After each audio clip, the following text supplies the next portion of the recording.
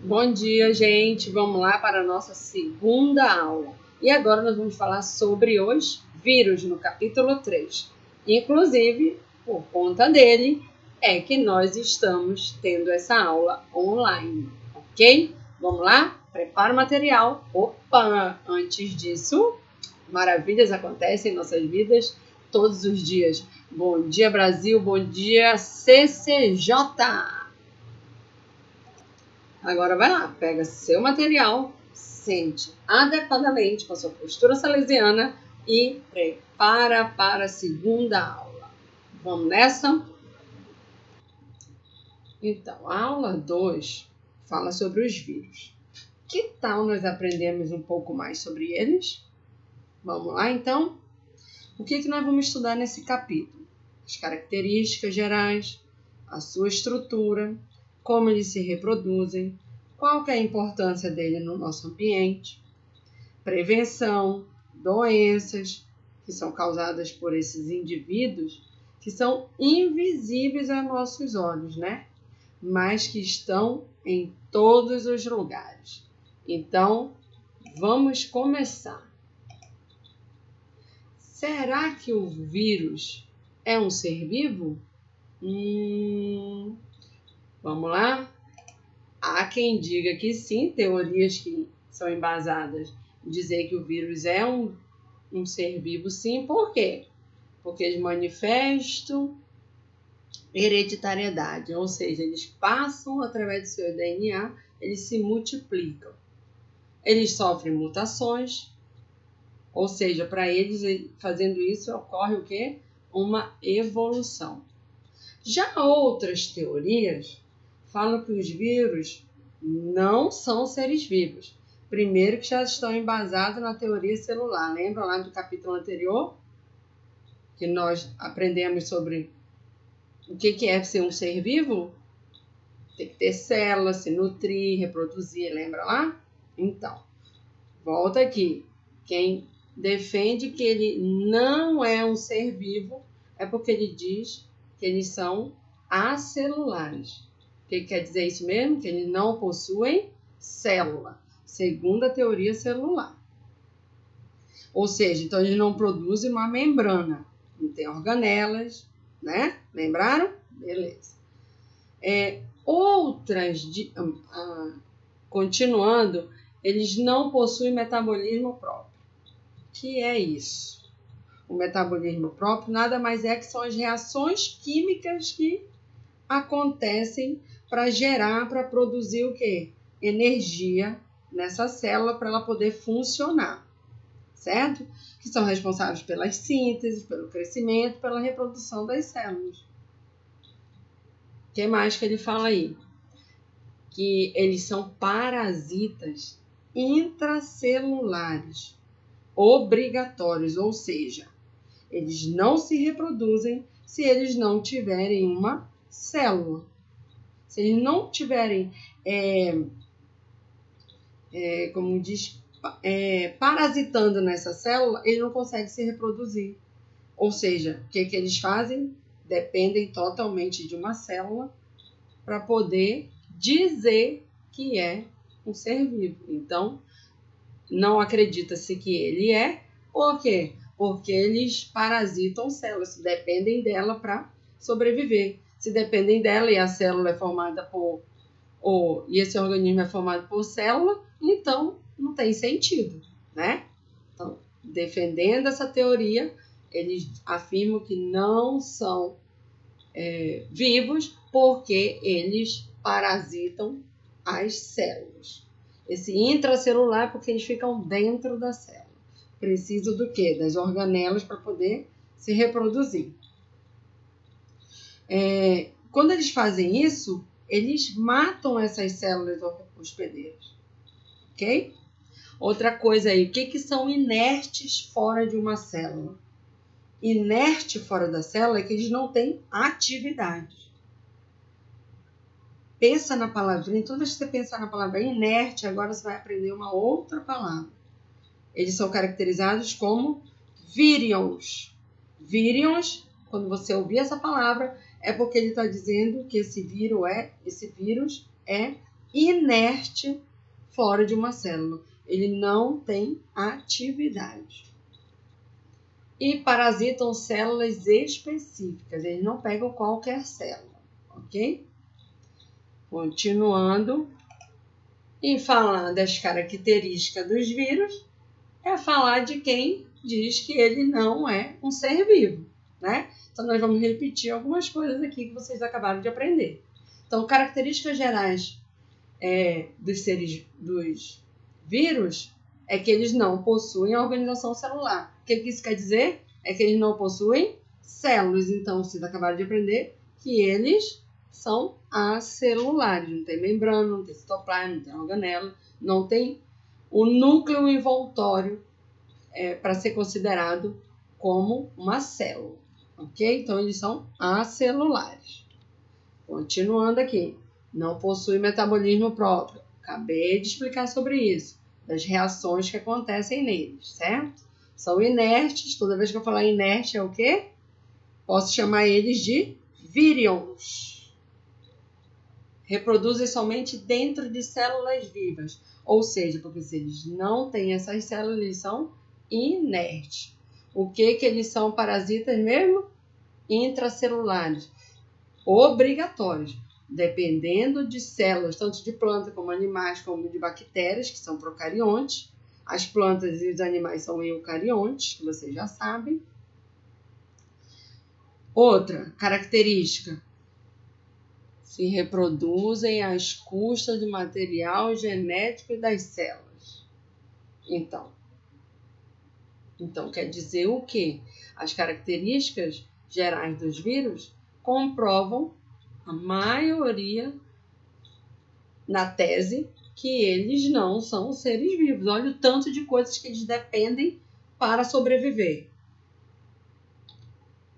Agora, eu vou falar, que está lá na página de vocês, na página 42, eu vou falar sobre a estrutura desse vírus. O que esse vírus tem? Vamos lá? A estrutura dele é bem simples.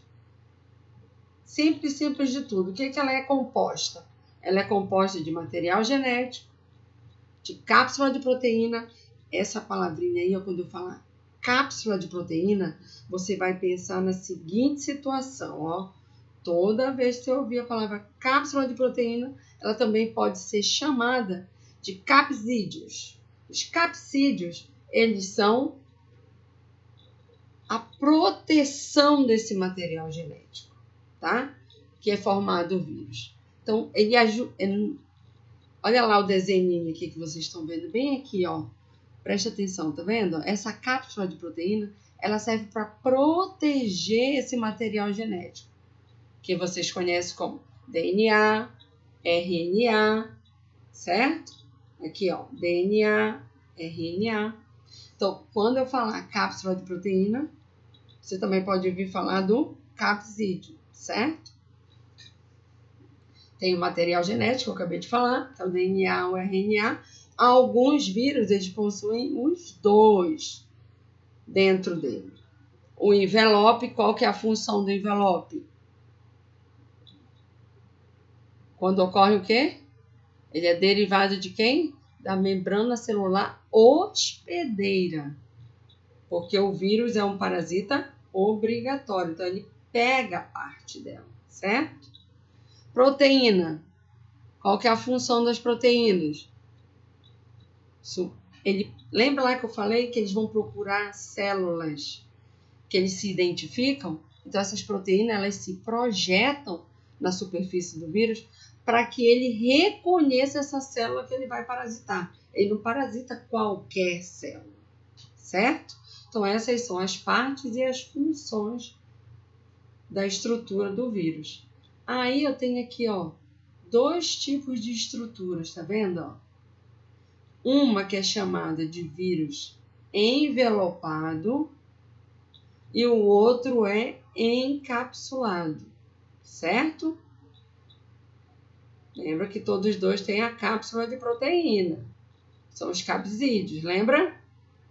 Ok, então a estrutura é isso. É uma estrutura bem simples. bem diferente das estruturas das que você já conhece, os eucariontes, até mesmo as procariontes, que são mais simples, mas são mais evoluídos que a dos vírus. E entre um vírus e uma bactéria, que é procarionte, o vírus é muito menor, tá?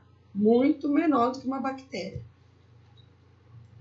Só os microscópios bem evoluídos, bem avançados, para poder detectar um vírus. Ou seja, aqueles microscópios eletrônicos. Inclusive, no livro de vocês, está falando sobre ele, na página 43. Vão lá para conferir, tá bom? A próxima etapa sobre os vírus, nós vamos falar de classificação. Quando eu falar de classificação, eu posso falar de tipos. Então, eles são classificados em 3 tipos básicos: adenovírus, retrovírus, citomegalovírus. Olha que palavra boa para aprender hoje, hein, gente? Então, vamos lá. Toda vez que você falar adenovírus, é porque o material genético dele é composto por DNA.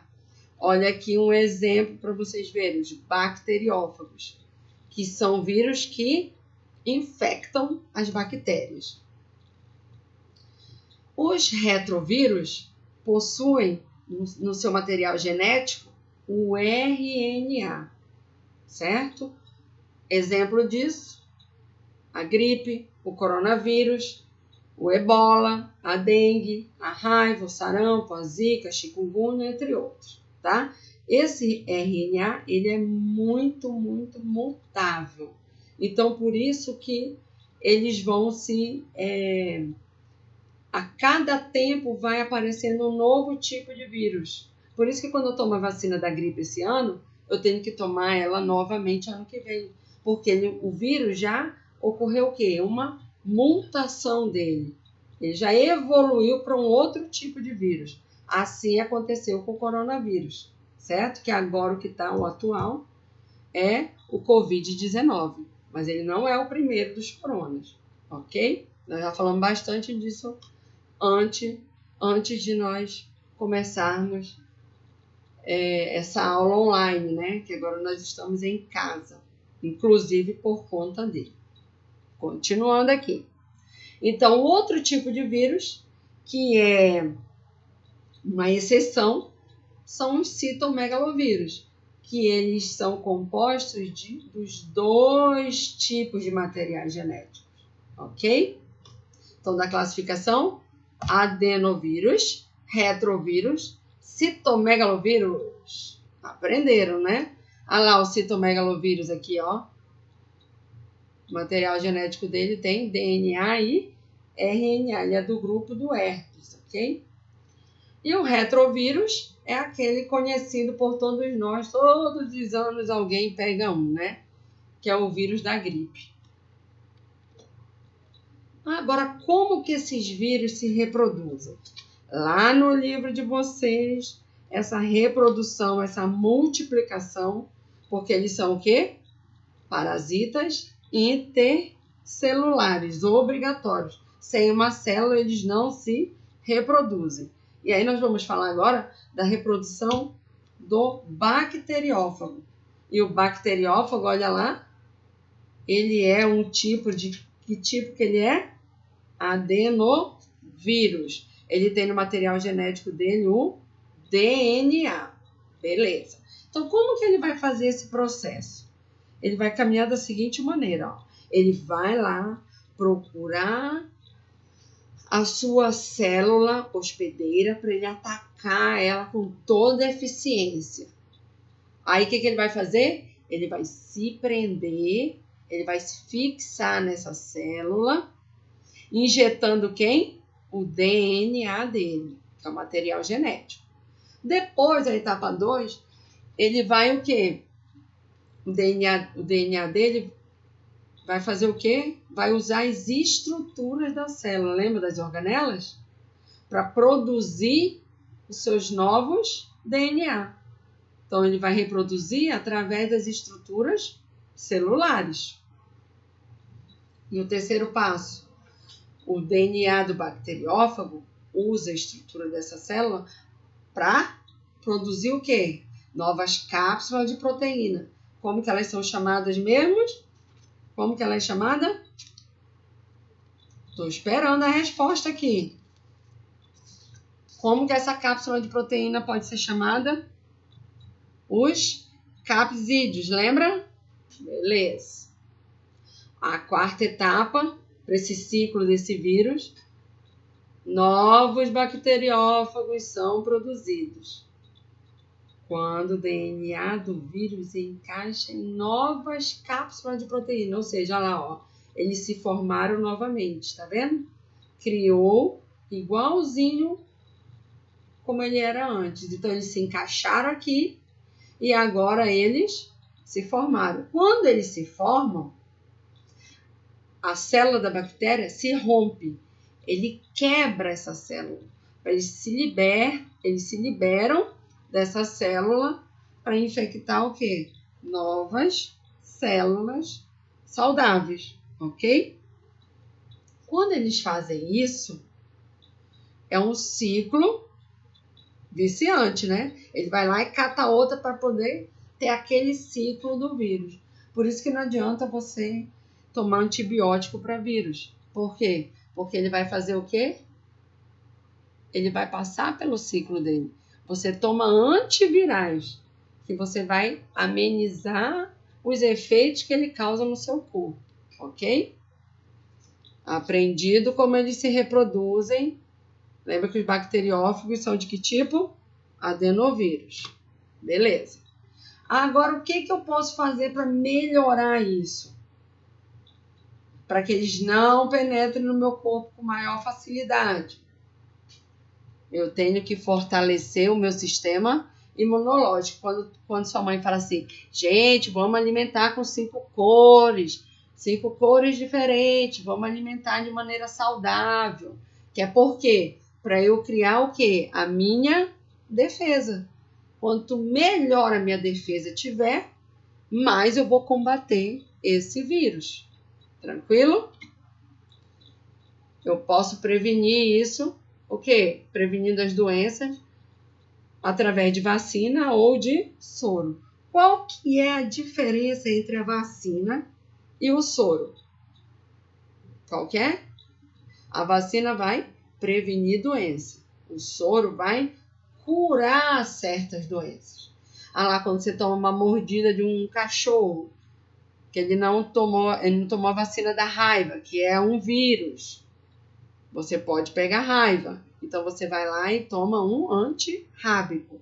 A outra, se você se machuca, vai lá e toma um soro antitetânico, que fala, né, vacina entre aspas, mas é um soro antitetânico, que ele cura para combater a doença ou a intoxicação, ok? Então, ele contém o que no soro? Os anticorpos para fazer esse combate.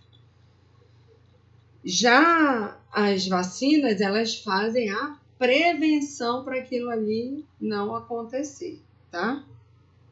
Para que a doença não seja provocada, para não provocar a doença. O seu corpo já está já sei como combater isso daí. Então, por isso que a vacina funciona. Ela serve como prevenção. Agora, as principais viroses que nós conhecemos aqui.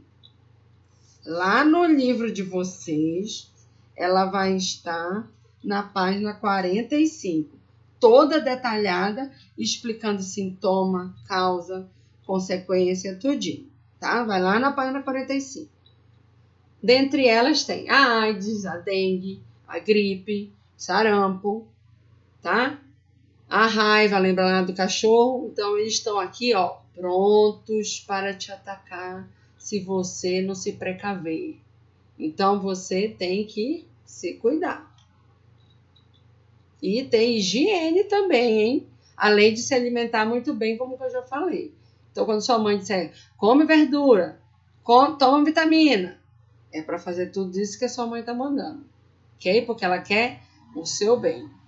Seguindo aqui, umas doenças aqui para vocês perceberem.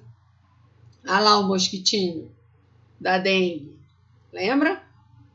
Então, vai lá. O Aedes aegypti, ele não causa só a dengue, não, né?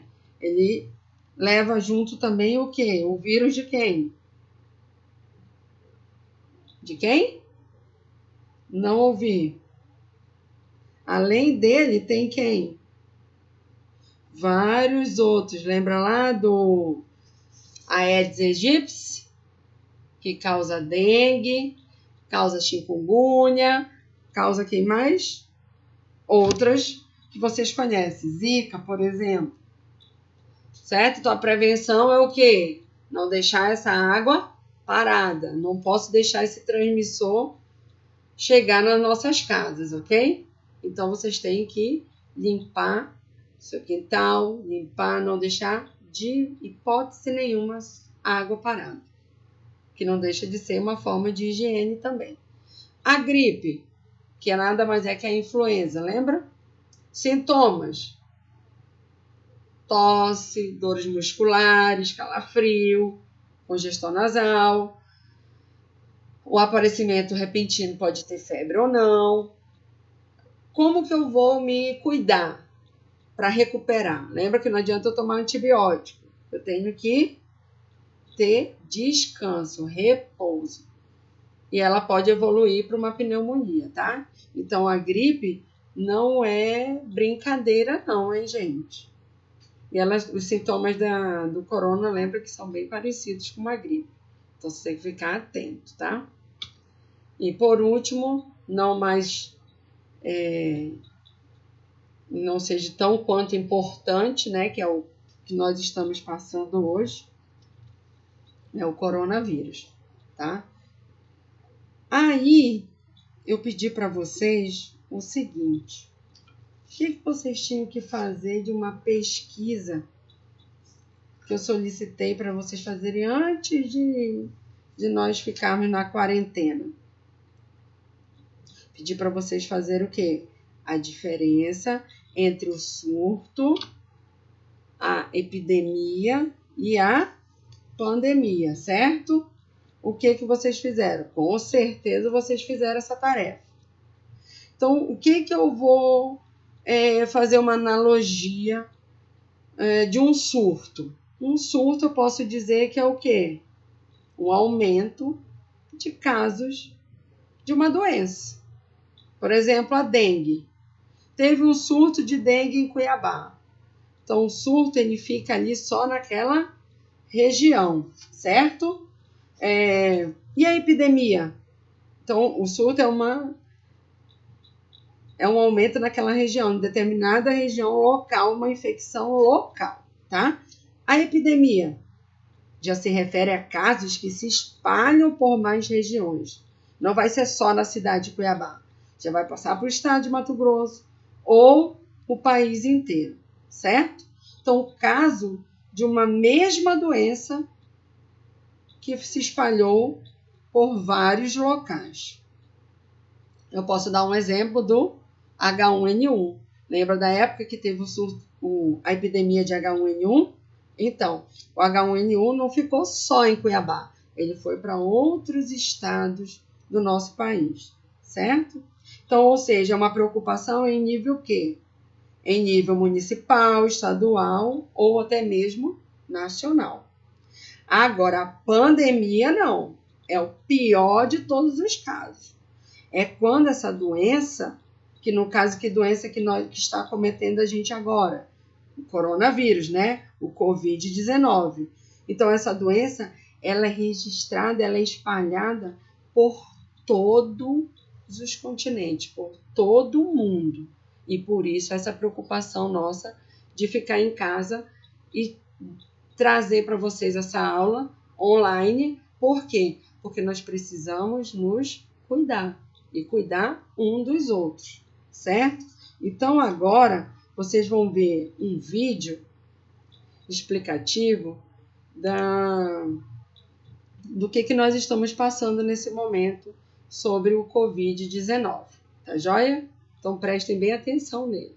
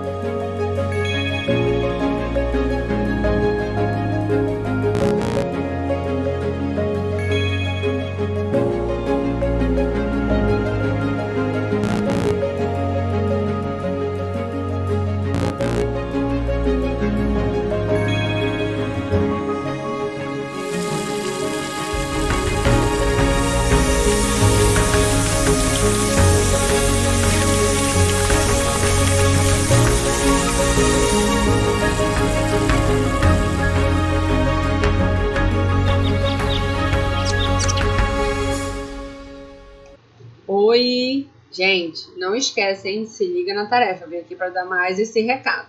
Vamos lá.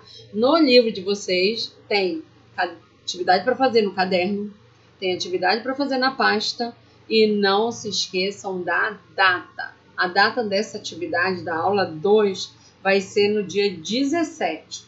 Lembrando que todas as atividades que vão estar no caderno tem a correção lá no portal EDB, tá? Com um pequeno detalhe, todas as tarefas, todas, serão vistadas com a nossa aula presencial, tá? Então, se liga e mão na massa.